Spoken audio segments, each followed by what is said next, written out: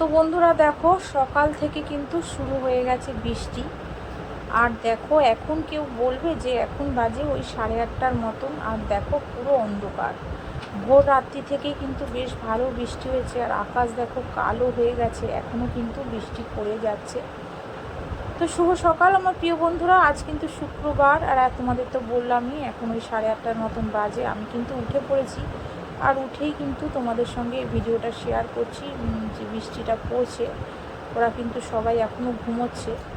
তো আমি এখন উঠে একটু বাসি কাজটা সেরে তারপরে কিন্তু স্নান করে নেব।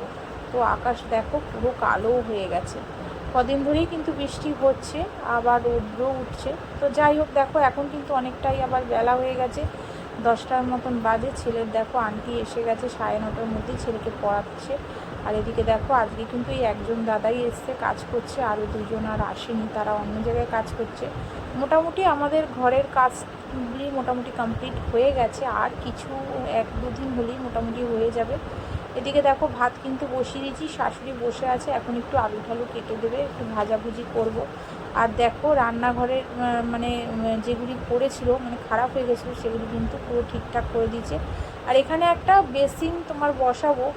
তো যেই বেসিনটা যে আগেরটা ছিল সেটা ফেটে গেছিলো, তো সেই কারণে এখন আর একটা নতুন বেসিন বসাবে, তো এটা আজকে কমপ্লিট হয়নি। আর এখানে দেখো যে কিচেনের যে তোমার র্যাকগুলি, এগুলি তো ছিল না, এগুলি পুরোপুরি কিন্তু নতুন করা হয়েছে। তো দেখো কত সুন্দর লাগছে, কালারটাও কিন্তু বেশ ভালো লাগছে, কারণ এই কালারটা আমি চয়েস করে দিয়েছিলাম। কেমন লাগছে কালারটা তোমরা কিন্তু জানিও। তো দেখো এখনও কিন্তু কিছু বাসনপত্র রাখা হয়নি, আগে মোটামুটি পুরো ঠিকঠাক হয়ে যাবে, তারপরে সব কিছু মানে সাজাবো। তো যাই হোক, ওখানে কিন্তু গ্যাস রাখার জায়গা, আর এখানটায় দেখো ঠাকুরের তোমার আর মানে বাসন টাসন মাজার যে সাবান টাবানগুলি থাকে ওর মধ্যেই রেখে দিই। আর এটাও একটা নতুন একটা তোমার ক্যাবিনেটের মতন করা হয়েছে, তো এটা এখনও পুরোপুরি কমপ্লিট হয়নি। তো মোটামুটি দেখিয়ে দিলাম কী কী কমপ্লিট হয়েছে, কী কী হয়নি। তো ঘরের কাজ মোটামুটি গুছিয়েছি, সবটা করতে পারিনি। আর তোমাদের দাদাভাই কিন্তু আজকে ইলিশ মাছ নিয়ে এসছে, ইলিশ মাছটা রান্না করব হচ্ছে আলু বেগুন আর কুমড়ো দিয়ে ঝোল, পাতলা করে ঝোল করব।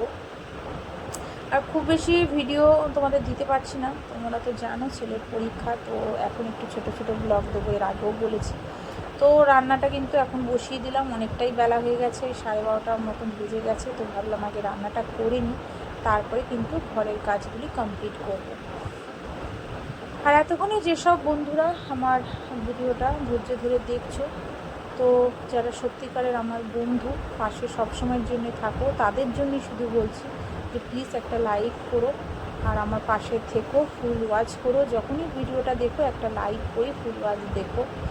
আর যেসব বন্ধুরা আমাকে সাবস্ক্রাইব করছো বা করে রেখেছো, তাদের অসংখ্য ধন্যবাদ, অনেক অনেক ভালোবাসা। তো এইভাবেই তোমরা পাশে থেকো। আর যারা নতুন বন্ধু তাদেরকে বলছি যে আমার পরিবারে এসো, আমি কিন্তু পুরো সঠিক সময় তোমাদের পরিবারে গিয়ে তোমাদের উপহার দিয়ে আসবো। আর তোমরাও চেষ্টা করো আমার পাশে সবসময়ের জন্য থাকতে, কারণ আমিও তোমাদের পাশে থাকবো। তো অনেকেই আছে দেখছি এরকম করছে, তো কালকেও বলেছিলাম যে সাবস্ক্রাইব তাদেরকে করছি, তারা আবার সাবস্ক্রাইব তুলে দিচ্ছে, বলতে কষ্ট লাগে। এত কষ্ট করে ভিডিও আমরা করি, আমি সবার কথাই বলছি, কিন্তু কেন যে তোমরা এরকম করো জানি না। একটা ভিডিও করতে কিন্তু অনেকটা সময়, অনেকটা তোমার কাজ করেই কিন্তু আমাদের এই ভিডিওগুলি করতে হয়।